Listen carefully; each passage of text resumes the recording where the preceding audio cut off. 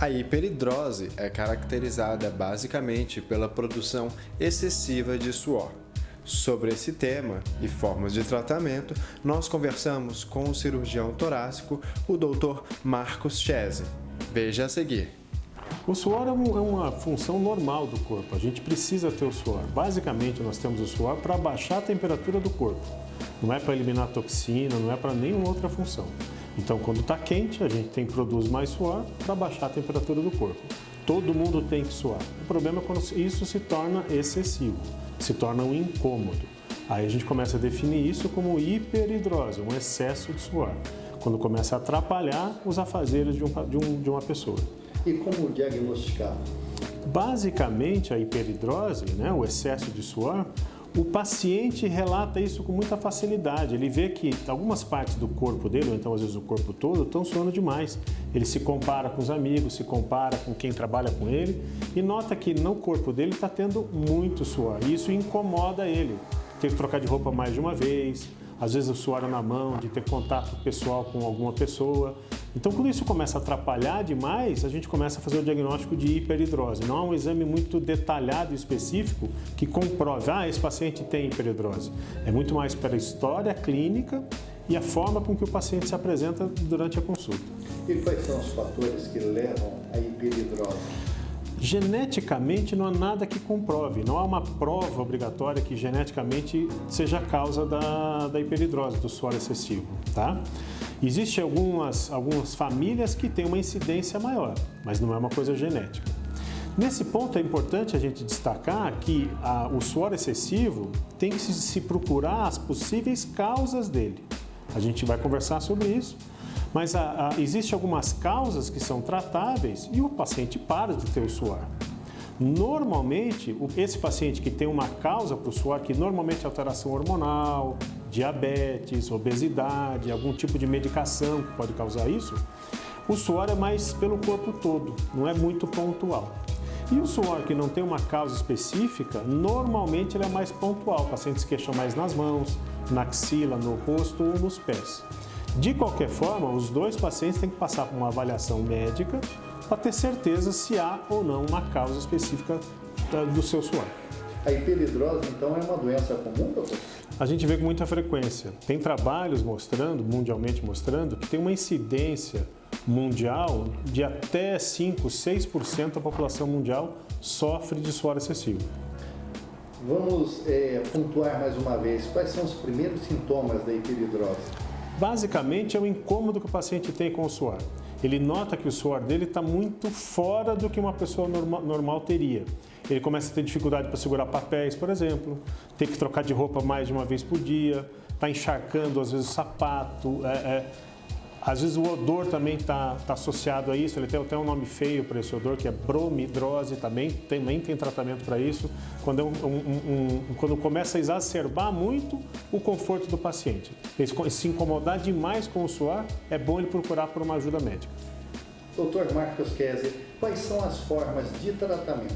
Existem várias formas de tratamento. Primeiro tem que se investigar qual é a causa do suor excessivo. Pode ser alteração hormonal, a gente sempre investiga isso, obesidade, alguns tipos de medicação, até alimentos podem causar isso. Uma boa história, uma boa investigação do seu médico de confiança vai ajudar muito em diagnosticar o problema. E conforme for diagnosticado, se ele tiver uma causa, essa causa tem que ser tratada, seja ela essas que eu já referi. E existem causas que a gente não acha, que é o suor primário. Esse suor primário, que normalmente é pontual, ele tem algumas formas de tratamento. Alguns tratamentos com uma medicação que diminui o suor pelo corpo e é muito eficaz. Aplicação de toxina botulínica, a mesma que se usa para estética, tem aplicação local para isso. Alguns cremes. Todos esses tratamentos que se chamam clínicos, tratamentos com remédio, esse que eu acabei de citar, eles são temporários. Enquanto se faz o tratamento, ele tem uma eficácia. Depois ele volta. E uma outra forma de tratamento, que normalmente é o cirurgião torácico que faz isso, é a cirurgia. Porque a cirurgia a gente bloqueia o nervo que estimula a glândula. Então faz um bloqueio definitivo desse suor excessivo. E como acontece? Como é a cirurgia? A cirurgia, eu costumo dizer que é um procedimento muito seguro. Eu troco a palavra simples por seguro. É um procedimento que o cirurgião torácico está habituado a fazer, o anestesista está habituado a fazer, a gente faz isso com muita frequência, a gente tem prática em fazer isso. Então é uma cirurgia extremamente segura, normalmente são pacientes jovens que se submetem à cirurgia, tem todo um protocolo de cuidados de exames, avaliações, avaliação pelo anestesista, para se fazer a cirurgia da melhor maneira possível e segura também. Todos esses protocolos são mundialmente feitos, então os resultados pelo mundo todo são muito bons e pode-se dizer que é uma cirurgia muito segura.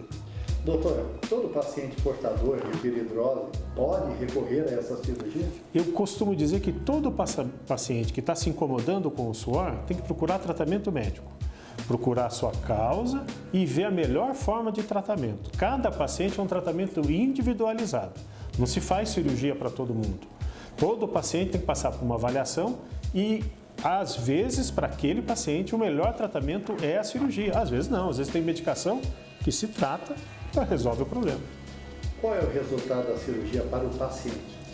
Quando bem indicado, quando o paciente está bem avaliado, quando a cirurgia é muito bem feita, os trabalhos, isso é estatística mundial, não é só o meu resultado, falam em 98%, 99% de sucesso com a cirurgia, ou seja, de redução do suor do paciente por incômodo que ele tinha. E quem apresenta mais a hiperidrose, o homem ou a mulher?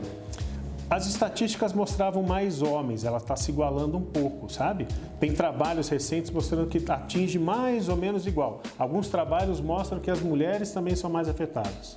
Doutor, como é o pré e o pós-cirúrgico? O pré-operatório, o paciente tem que passar por essa avaliação completa, consulta com o anestesista, com o seu cirurgião especializado, né? Normalmente o paciente interna no mesmo dia em que você vai fazer a cirurgia e normalmente tem alta no dia seguinte. Às vezes tem alta no mesmo dia, se o paciente estiver se sentindo muito bem, pode ter alta no mesmo dia. No dia seguinte que o paciente tem alta, ele em 2, 3 dias volta a fazer as suas atividades corriqueiras, evitando algum esforço físico maior, e em uma semana volta às suas atividades, inclusive físicas normais. Doutor, como são as cicatrizes? O que o senhor falaria delas? O que eu costumo dizer é que com a evolução da cirurgia, com os materiais que a gente consegue utilizar, as incisões são muito pequenas.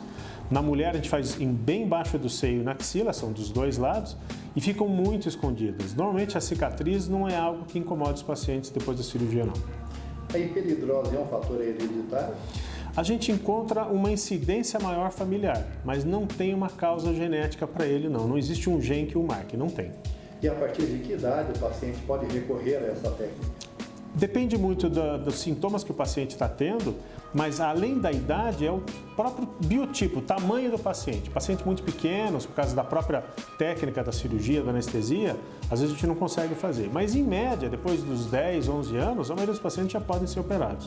Doutor, mais uma vez falando, qual é o profissional que pode fazer o diagnóstico e também oferecer o tratamento? Quem mais ajuda a gente a investigar, fazer os diagnósticos e caminhar para a cirurgia quando é necessário são os dermatologistas, alguns clínicos e pediatras também, tem muita condição. Os endocrinologistas fazem toda essa avaliação da parte hormonal, todas essas alterações e normalmente esses profissionais, quando acham necessário, encaminham os pacientes para uma avaliação do cirurgião torácico, que também faz essa investigação completa quando é procurado diretamente, mas normalmente a cirurgia, quando é feita pelo cirurgião torácico. O senhor poderia nos falar um pouco da sua experiência profissional? Eu me formei em 94 e costumo frequentemente, a cada 2 anos, passar alguns meses fora do Brasil, conhecendo novas técnicas, participando em hospitais. Eu fiquei, as recentes em 2015, eu fiquei em Toronto por 2 meses, esse ano eu fiquei em Los Angeles, também por 2 meses, internado dentro do hospital só acompanhando e participando de cirurgias e discussões de casos clínicos, além dos congressos. Eu sou presidente atualmente da Sociedade Paranaense de Cirurgia Torácica e procuro sempre estar atualizado e procurando trazer o que melhor posso trazer para os meus pacientes. E a medicina está avançada nesse quesito? Sabe o que eu gosto de dizer para os pacientes todos? Que todo mundo tem muito medo de falar que vai consultar um cirurgião torácico, de fazer uma cirurgia, né? Mas eu costumo dizer que a medicina, felizmente, teve uma evolução fantástica nesses últimos anos. Eu sempre faço uma comparação, uma analogia com um aparelho de televisão. A gente usava os aparelhos daqueles 29 polegadas, lá, aqueles tubões enormes, e hoje são fantásticos. Evoluíram muito, a qualidade da imagem, de resolução, bom, todo mundo conhece bem isso. E eu costumo dizer que a medicina evoluiu muito mais do que evoluiu os aparelhos de televisão, felizmente. Sabemos que esse é um tema importante, apaixonante. Para saber mais, o que fazer? Hoje em dia tem muita informação boa pela internet. Os próprios sites da Sociedade Brasileira de Cirurgia Torácica, sites de cirurgiões torácicos, tem muita literatura boa para se encontrar na internet. Agora, o que eu sempre gosto de dizer para meus pacientes, procure essa literatura, faça uma leitura dela e venha fazer um filtro com um profissional de sua confiança. Doutor, queremos agradecer a sua participação e lhe dedico aí um tempo hábil para o senhor fazer as suas considerações finais. É sempre bom a gente poder conversar e falar da boa medicina. É importante que os pacientes hoje tenham essa facilidade de poder procurar informações e virem tirar essas informações com os seus médicos. Hoje, a informação, graças a Deus, está muito mais diluída. É muito mais fácil hoje a gente visitar hospitais fora, participar de congressos fora, até pelo domínio da língua estrangeira. Então, o que eu quero dizer é assim, não fique sofrendo se você tem dúvidas sobre alguma doença, principalmente por causa do suor.